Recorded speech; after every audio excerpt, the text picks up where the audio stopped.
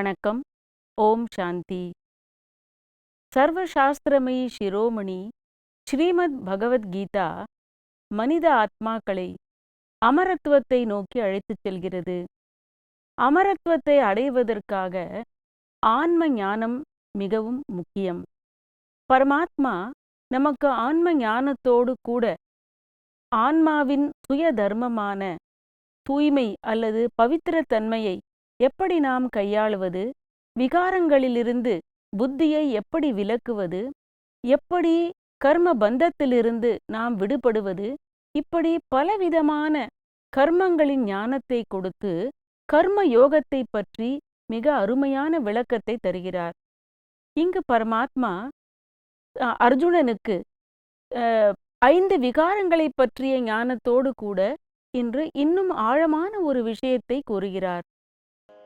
ஏவம் புத்தே பரம் புத்வா சம்ஸ்தப்யாத்மானமாத்மனா ஏவம் புத்தே பரம் புத்வா சம்ஸ்தப்யாத்மானமாத்மனா ஜஹி சத்ரும் மகாபாஹோ காமரூபம் துராசதம் ஜஹி சத்ரும் மகாபாஹோ காமரூபம் துராசதம். இறைவன் இங்க என்ன சொல்றார் அப்படின்னாக்க, இப்படியாக நீ ஆன்மாவை பற்றி தெரிந்து கொண்டு சுய தர்மத்தை பற்றியும் தெரிந்து கொண்டு ஜஹி சத்ரும் மகாபாஹோ, அர்ஜுனனே அல்லது வலிமையான தோள்களை உடையவனே, சத்ரு அதாவது காமம் என்னும் கொடிய சத்ருவை நீ அழித்துவிடு. இங்கு இறைவன் சத்ரு என்கிற வார்த்தையை பிரயோகப்படுத்துறார். காமம் என்பது நம்முடைய ஒரு மிகப்பெரிய எதிரி. அந்த எதிரியை நீ கொன்றுவிடு, அழித்துவிடு அப்படின்னு சொல்றார். பாருங்க, இங்க அர்ஜுனன் எப்படி காட்டப்பட்டிருக்கான் அப்படின்னாக்க, ஒரு வயோதிகராகவோ சந்நியாசியாகவோ காட்டப்படல. அர்ஜுனன் என்பவன் ஒரு இல்லறத்துல இருக்கக்கூடிய ஒரு இளம் வயது உள்ளவனாக தான் சாஸ்திரங்களிலும் காட்டப்பட்டிருக்கு. அவனுக்கு, அப்படிப்பட்ட அர்ஜுனனுக்கு இறைவன் என்ன ஞானம் கொடுக்கிறார் அப்படின்னாக்க, நீ ஆன்மாவை உள்ளது உள்ளபடி புரிந்து கொண்டு காமம் என்னும் எதிரியை நீ கொன்றுவிடு, நீ அழித்துவிடு. அப்போ மகா சத்ரு அப்படின்னு நம்ம எதை சொல்றோம் அப்படின்னாக்க, இந்த விகாரத்தை தான். எவ்வளவு ஒரு தெளிவான ஞானம் இங்க கொடுக்கப்படுறது. எதிரி அப்படின்னு நாம நினைக்கும் பொழுதுதான் அதை நம்ம அழிக்க முற்படுவோம் அல்லது ஜெயிக்க முடியும். ஜெகி அப்படின்னாலே அதை ஜெயிச்சுடு, நீ வென்றுடு அப்படின்னு அர்த்தம். அப்போ நாம் அதை துணையாக நம்ம கூட வச்சுட்டு இருக்கும் பொழுது, ஒரு பக்கம் புத்தியில ஞானம், ஒரு பக்கம் விகாரங்களோடு கூடிய வாழ்க்கை நிச்சயமாக இணைந்து செல்லவே முடியாது. அப்போ அதனால பரமாத்மா இங்க என்ன சொல்றார் அப்படின்னாக்க, இந்த கொடிய சத்ருவை நீ வென்றுவிடு. அப்போ புத்தியை நம்ம பரமாத்மாவோடு இணைக்கும் பொழுதுதான் அவருடைய குணங்களான தூய்மை, சக்தி, அன்பு இதெல்லாம் நமக்குள்ள வரும். அப்பதான் நம்ம இந்த விகாரத்தை ஜெயிக்க முடியும். அப்ப இதை நாசம் செய்யணும் அப்படின்னாக்க முதல்ல தேக உணர்விலிருந்து நாம் வெளியே வரணும். அப்ப ஆன்ம ஞானம் மட்டும் போராது, ஆனா ஆன்மாவுடைய அனுபவம் நமக்கு இருக்கணும். இதுக்கு முந்தைய இந்த ஸ்லோகமும் இதுக்கு முந்தைய ஸ்லோகம், இந்திரியாணி பரான்யாகுகு, இந்திரியங்களை பற்றியும் இறைவன் சொல்லிட்டாரு. எப்படி மனம் புத்தி அது கலக்கிறது, எப்படி ஆதிக்கம் செலுத்துறதுன்னு கேள்விப்பட்டோம். அடுத்தது இந்த எதிரியை நீ கொன்றுவிடு. டைரக்டா இறைவன் இங்க என்ன சொல்றாரு அப்படின்னாக்க, அதை நீ ஜெயிச்சுடு. ஆனா நமக்கு எப்படி ஒரு முரண்பாடான விஷயங்கள் நம்ம மனசுல என்ன இருக்கு அப்படின்னா, சாஸ்திரங்கள்ல எப்படி காமிச்சிருக்கார், விஸ்வாமித்திரர் பிரம்ம ரிஷி, அவர் தவம் பண்ணும் பொழுது மேனகை அவர் எதிரில் டிஸ்டர்ப் பண்ணாங்க. மேனகையோட அந்த ஒரு ரூபத்துல விஸ்வாமித்திரர் மயங்கி போய் அவருடைய தவம் கலைந்தது, அவருடைய தூய்மை தன்மையும் அவர் இழந்தார். இப்படியெல்லாம் பல கதைகள் சாஸ்திரங்கள்ல இருக்கு. அப்போ அதை நாம மனதில் இருத்திக்கிட்டு இந்த விகாரங்களை ஜெயிக்கிறது அப்படிங்கிறது பாசிபிளே இல்லை அப்படின்னு நம்ம மனசுல போட்டிருக்கும் பொழுது நாம் அதை ஜெயிக்கிறதுக்கான முயற்சி ஏன் செய்ய போறோம்? அதனால சில விஷயங்கள் நாம் சாஸ்திரங்களை காட்டப்பட்டதோட அர்த்தம் வேற இருக்கலாம். நம்ம எப்படி டிஸ்ட்ராக்ஷன்லேருந்து வெளியில வரணுன்ற முயற்சி நாம செய்யணும். அப்ப இந்த மாதிரியான கதைகளை படித்து நாம மனதுக்குள்ள பலகீனங்களை நம்ம இருத்தி வச்சுக்கிறதுக்கான முயற்சி தான் செஞ்சிருக்கோம். ஆனாக்க காமத்தை தியாகம் செய்த சாதுக்கள் இருக்காங்க இல்லையா, அவர்களால தான் இந்த உலகத்திற்கு ஒரு சப்போர்ட்டே கிடைச்சது. இதுக்கு முந்தைய காலங்கள்ல இருந்ததுக்கும் இப்ப இருக்கிறதுக்கும் நிறைய வித்தியாசம். அப்ப சில மகா புருஷர்கள் இந்த ஒரு தூய்மை சந்நியாசத்தின் மூலமாக இந்த மனோவிகாரத்தை ஜெயித்து அவர்கள் இந்த உலகத்தையே தாங்கக்கூடிய ஒரு காப்பாற்றக்கூடிய அளவுக்கு அவங்க சப்போர்ட் கொடுத்தாங்க. ஆனா அந்த சிஸ்டம் இப்போ கொஞ்சம் தவறிடுது. முதல்ல இதுக்கு முன்னாடி இருந்தது பியூரிட்டிக்கு தான் முக்கியத்துவம், தூய்மை தன்மை முதல்ல, அதற்கு பிறகுதான் மற்றது எல்லாமே. இப்ப எல்லாரும் என்ன நினைக்கிறாங்க அப்படின்னாக்க, புலன்களின் மூலம் அதோடைய வெளிப்பாடு நம்ம கொண்டு வரக்கூடாது.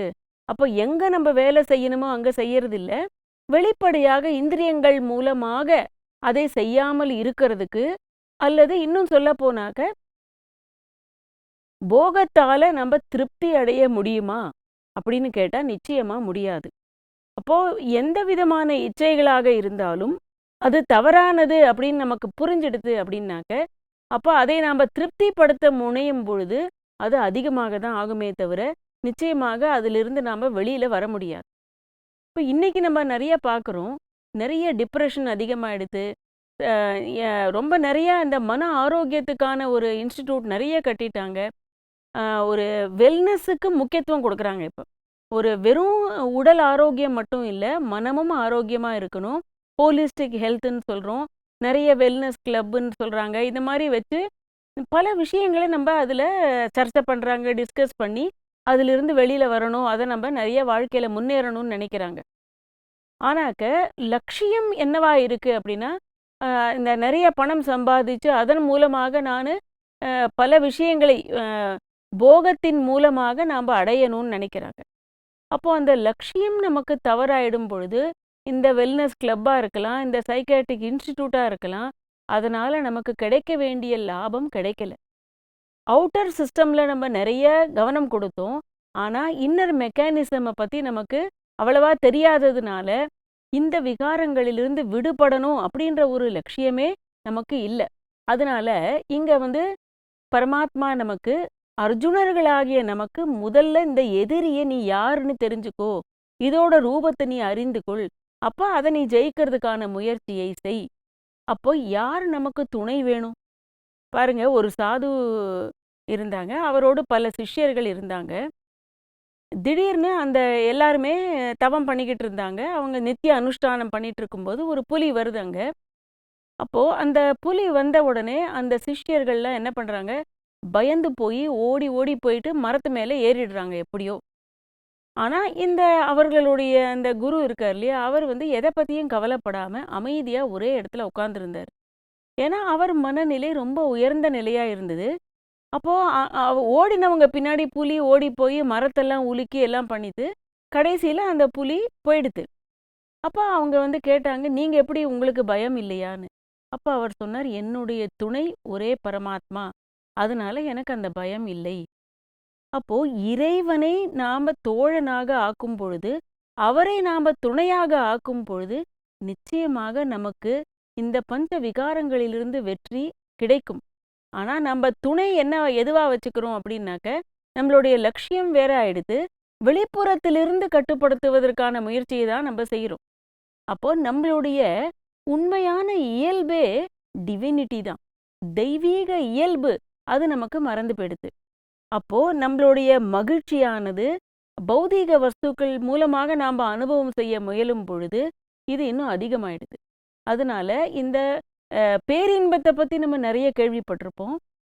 ஆன்மா விகாரத்தை தியாகம் செய்யும் பொழுது ஞானம் நமக்குள்ள போகும். அப்போதான் ஆத்மா அதீந்திரிய சுகம் அல்லது அந்த பேரின்பத்தை அனுபவம் செய்ய முடியும். அப்பதான் நம்ம அந்த விகாரத்தை, காம விகாரத்தை ஜெயிக்க முடியும். அதனால சுய அறிவின் மூலம் அப்படின்னு இங்க சொல்லப்பட்டிருக்கு. சுய அறிவு அப்படின்னாக்க, நான் யாரு, எப்படிப்பட்ட ஆத்மா, அதை முதல்ல ரியலைஸ் பண்ணணும். அதை ஆன்ம சிந்தனை அது இல்லாம நிச்சயமாக நம்ம மனதை புத்தியை சக்திசாலி ஆக்க முடியாது. ஸோ முதல் அடியே ஆன்ம சிந்தனை. அந்த ஆன்ம சிந்தனை செய்யும் பொழுது நமக்கு அந்த விவேகம் அல்லது அந்த அறிவு வேலை செய்யும். விவேகம் சரியா இருக்கும் பொழுது மனிதன் தவறு செய்யவே மாட்டான். ஜட வஸ்துக்கள் மூலமாக நம்ம ஆன்மாவை திருப்திப்படுத்த முடியுமா அப்படிங்கிறது ஒரு கேள்விதான். ஏன்னா நமக்கு வேண்டிய அன்பு, அமைதி, ஆனந்தம், மகிழ்ச்சி உள்ளிருந்து தான் வரணுமே தவிர, அல்லது இறைவன்கிட்ட இருந்து தான் வருமே தவிர, வெளிப்புற வஸ்துக்களால் அதை நம்ம அடையவே முடியாது. ஸோ அதனால ஒரே ஒரு ஜென்ரலாகவே நம்ம மனசுல இருத்திக்க வேண்டிய விஷயம் என்ன அப்படின்னாக்க, இந்த மாதிரியான இச்சைகளை நாம உற்பத்தி செய்யாம இருக்கணும், அல்லது அதை வளர விடாமல் இருப்பது தான் நல்லது.